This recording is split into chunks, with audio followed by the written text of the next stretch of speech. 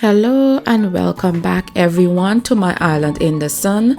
Thank you for tuning into A Taste of St. Martin. Today we have stew goat on the menu and it's prepared with carrot and potatoes. I am going to begin preparing the marinade or a wet rub for the goat meat. I am adding some onions and caraway seeds, some whole cloves, and also some rosemary, some pieces of ginger, as well as some garlic, also some thyme. I'm going to chop some of the onions and add that too in there, along with some bell pepper and some celery. Also, I used some avocado oil, but you can also use olive oil or your oil of choice. Then I'm just going to go ahead and close this cup up to add to my blender, and I'm going to go ahead and start blending my wet rub together to add to the meat. Make sure that all of your ingredients are blended properly. I just was shaking it a little bit to ensure that that is the case.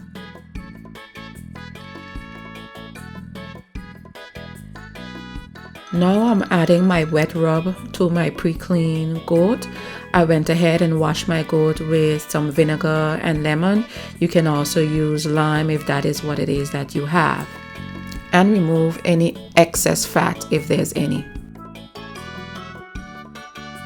At this point, I'm going to start adding the rest of my ingredients to the meat.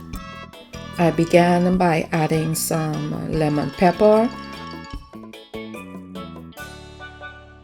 onion powder, as well as some garlic powder, some adobo all-purpose seasoning, as well as a couple of packets of Sazon seasoning.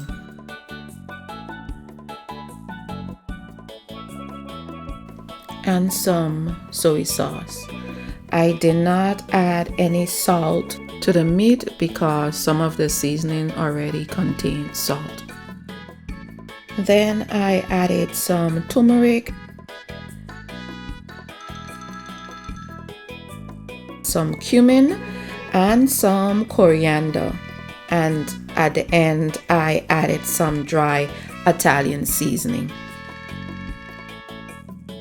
I'm going to go ahead and start blending all of my ingredients, mixing it well. Make sure that it's all combined thoroughly. Now it's time to start prepping your meat to pressurize it. I began by adding some oil to the bottom of my pressure cooker pot. Use enough to cover just the bottom of your pot. While the oil is heating up, I'm going to cut up the rest of my vegetables to add to my gravy. Chop up your garlic and onions, as well as your bell pepper and your celery. And I'm also going to add some carrots and potato. Once the oil heat up, I added some sugar to the oil. Once your sugar begins to caramelize, you want to keep your eye on it. You do not want your sugar to begin burning. If it does, it's going to leave a bitter flavor. It's the color that I prefer, and I'm going to start adding the goat meat.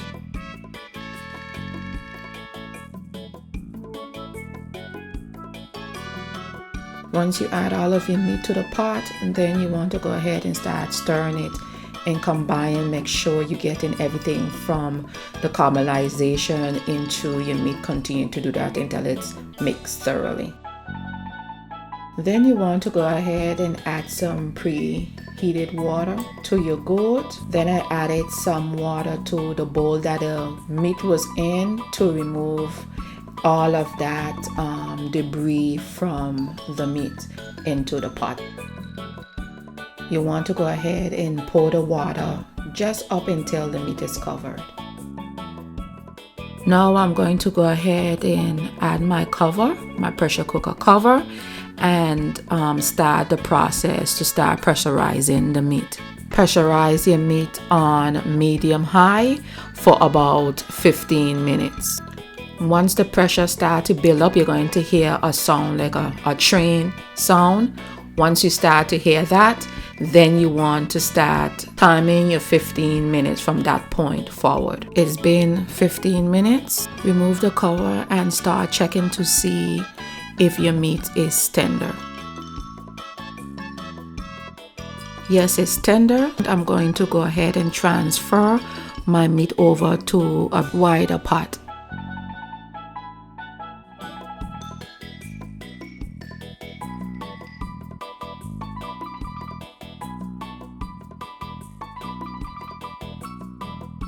Now I'm going to go ahead and start adding my potatoes and carrots in the remainder of the vegetables to my broth.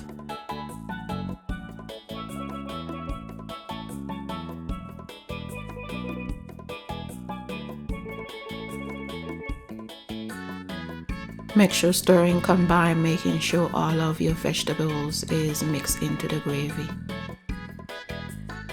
Then go ahead and cover and let simmer for about 15 minutes. Halfway through your cook time, check for tenderness for your vegetables, your carrot and your potatoes.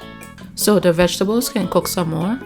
At this point, I'm going to go ahead and start removing some of the gravy. I'm going to add some tomato paste to that, mix it up well, and then add it back to the pot and let it cook for the remainder of the 15 minutes.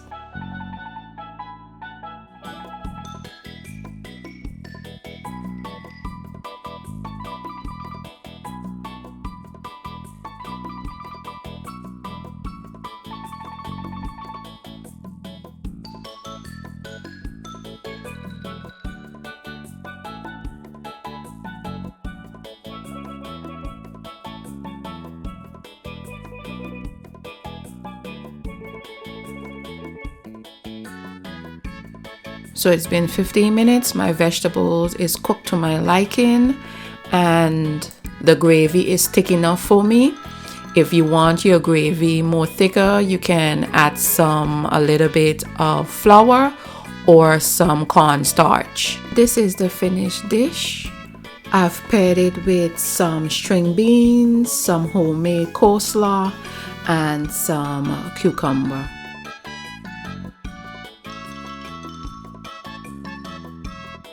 I hope you guys decide to try this dish soon. Let me know what you think.